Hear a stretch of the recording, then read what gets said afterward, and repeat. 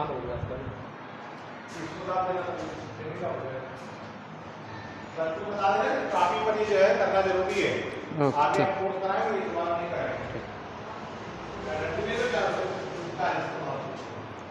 डंडी देख रहे हैं।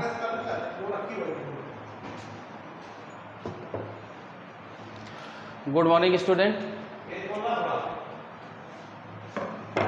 आज हम आपको फर्स्ट ईयर का लेसन 2 एटॉमिक स्ट्रक्चर का अल्फा कवच प्रकीर्णन का प्रयोग टॉपिक आज डिस्कस करेंगे।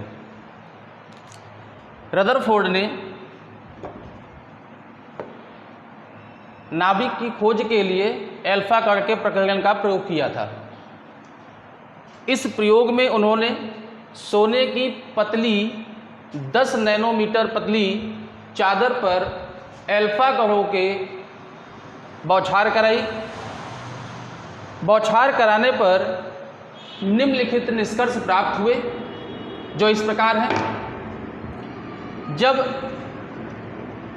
सोने की पतली चादर पर अल्फा कणों की बौछार कराई गई तो बौछार कराने पर यह प्राप्त हुआ कि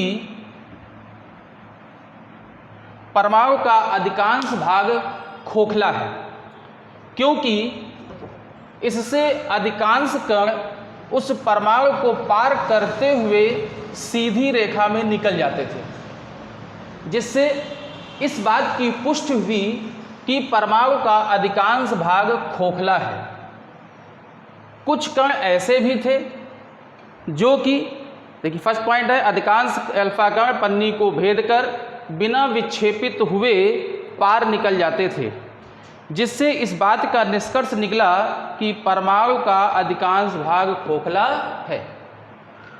कुछ कण ऐसे भी थे जो कि कम कोण पर अर्थात 90 अंश से कम या उससे थोड़ा सा अधिक कोण पर विक्षेपित हो जाते थे, जिससे इस बात का निष्कर्ष निकला कि केंद्र पर अर्थात परमाणु के केंद्र पर कोई धनावेशित भाग मौजूद है, क्योंकि अल्फा कणों पर धन आवेश होता है और धन आवेश कभी किसी दूसरे धनावेश को आकर्षित नहीं करता, यह उसे प्रतिकर्षित कर देता है। तो यहाँ पर जो अल्फा कण जैसे ही विक्षेपित हुए तो इससे इस बात का निष्कर्ष निकाला गया कि परमाणु के केंद्र पर कोई एक धनावेशित भाग मौजूद हो सकता है। इसी भाग के कारण ही अल्फा कण अपने मार्ग से विक्षेपित हो गए हैं। लेकिन ऐसे कणों की संख्या काफ़ी कम थी, जिससे यह भी पता चला कि वहाँ पर धनावेशित भाग जो है वो काफ़ी छोटा है। तो कुछ अल्फा कण कम कोण पर विक्षेपित होते हैं, जिससे यह निष्कर्ष निकला कि परमाणु में धनावेशित भाग मौजूद है।